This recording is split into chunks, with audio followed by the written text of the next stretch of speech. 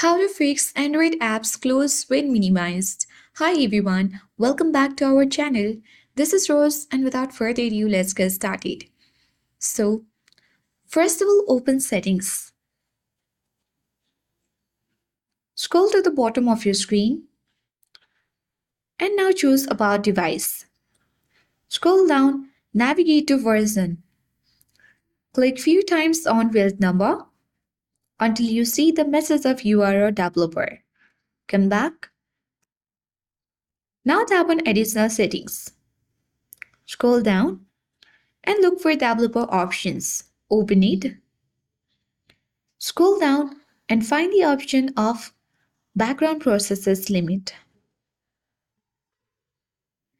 Choose the option and select the standard limit.